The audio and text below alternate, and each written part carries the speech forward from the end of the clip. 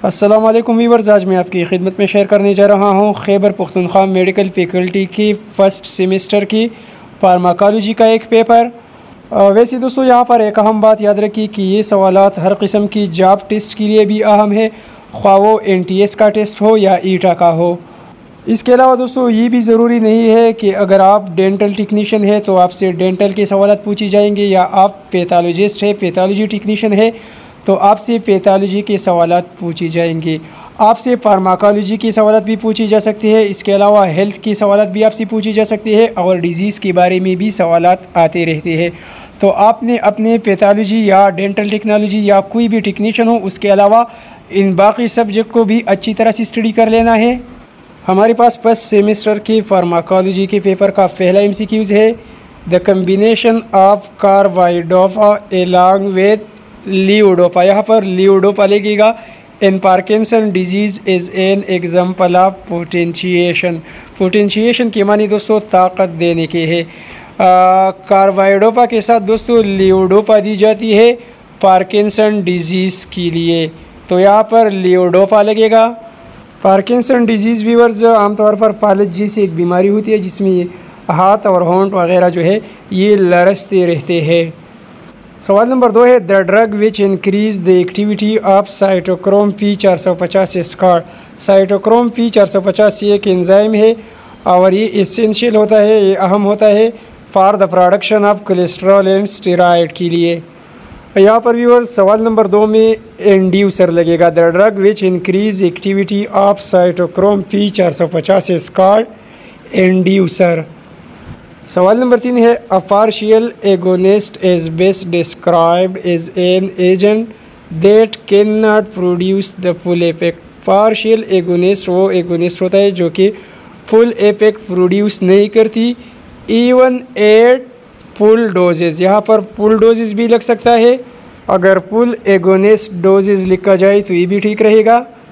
सवाल नंबर 4 है, dash is a systemic aminoglycosides antibiotic which is considered the best choice for a patient with acne vulgaris। acne vulgaris दोस्तों acne चेहरे पर जो दाग या दाने निकल आते हैं उसे एक्नी कहा जाता है। तो इसके लिए बेस्ट aminoglycoside एंटीबायोटिक दोस्तों डॉक्सीसाइक्लिन और मेनोसाइक्लिन है। यहाँ पर डॉक्सीसाइक्लिन लिखा जाएगा।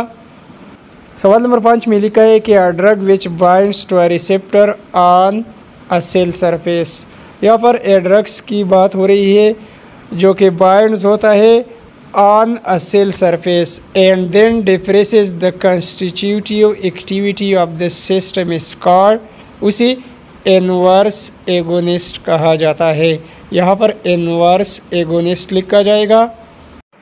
सवाल नंबर 6 है, decrease platelet aggregation is the side effect of which drugs. Aggregation की मानी कलेक्शन की है, प्लेटलेट्स की कमी ये साइड इफ़ेक्ट्स है दोस्तों एस्पिरिन की। यहाँ पर एस्पिरिन लिखा जाएगा। सवाल नंबर 7 है, डैश रूट है 100% बायो अवेलेबिलिटी ऑफ ड्रग्स।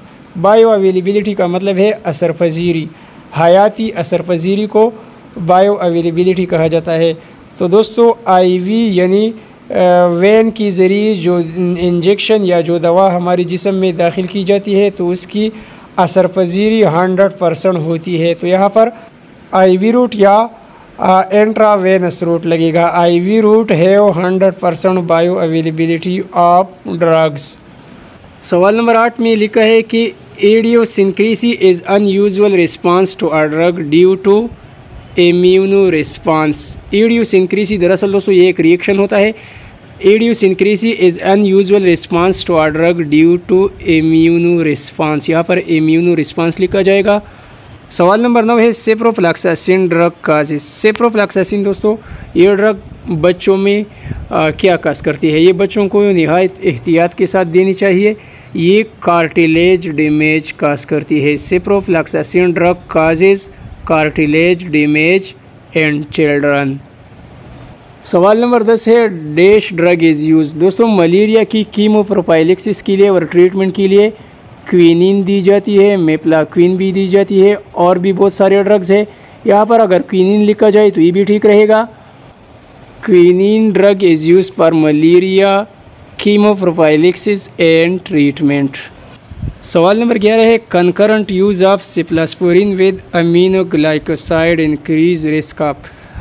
सिप्लास्पोरिन की ज़्यादा इस्तेमाल अमीनोग्लाइकोसाइड के साथ ये क्या काज करती है, नेप्रोटॉक्सिसिटी। तो यहाँ पर नेप्रोटॉक्सिसिटी लगेगा। अमीनोग्लाइकोसाइड दोस्तों टोब्रामाइसिन और जेंटामाइसिन वगैरह है, तो यहाँ पर नेप्रोटॉक्सिसिटी लिखा जाएगा। सवाल नंबर 12 है ketamine is used in repeated burn dressing because of its. Ketamine burn dressing में क्यों इस्तेमाल की जाती है, because of its anaesthetic agents. ये एक एनेस्थेटिक एजेंट है, तो इस वजह से ये केटामिन ये रिपीटेड बर्न ड्रेसिंग में इसका इस्तेमाल की जाती है। सवाल नंबर 13 में लिखा है एमॉक्सिसिलिन और एक्सक्रीटेड थ्रू। एमॉक्सिसिलिन का हमारे जिस्म से अखराज होता है यूरिन के ज़रिए। एमॉक्सिसिलिन और एक्सक्रीटेड थ्रू यूरिन। सवाल नंबर 14 में लिखा है यहाँ पर पार्शियल एगोनिस्ट लगेगा। Partial agonist are those which give maximal response with less than 100% receptor occupancy. सवाल नंबर 15 है paracetamol is the generic name of the drug. Paracetamol जिसे फेनाडॉल कहा जाता है, पैरास्टामोल ये जेनरिक नेम है और फेनाडॉल जो है इसका ब्रांड नेम है। इसके अलावा कालपाल के नाम से भी आती है, पेड्रॉल के नाम से भी आती है।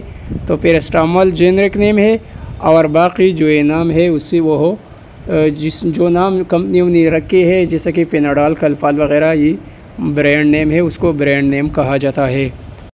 सवाल नंबर 16 है anaphylactic shock is most commonly with. Anaphylactic shock का मतलब है कि कौन सी ड्रग्स है, कौन सी दवा है, कौन सी मेडिसिन है जो एलर्जी काज करती है। तो आमतौर पर anaphylactic shock is most commonly with penicillin drugs. यहाँ पर पेनिसिलिन लिखा जाएगा। सवाल नंबर 17 है ब्रोमाज़ेपाम बिलोंग्स टू बेंजोडाइज़ेपाइन ग्रुप। ब्रोमाज़ेपाम का ताल्लुक़ बेंजोडाइज़ेपाइन ग्रुप से है जो कि एंजाइटी और टेंशन के लिए इस्तेमाल की जाती है।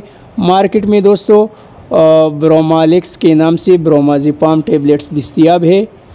सवाल नंबर 18 है a decrease in number of receptors after prolong use of drug is known as antagonist.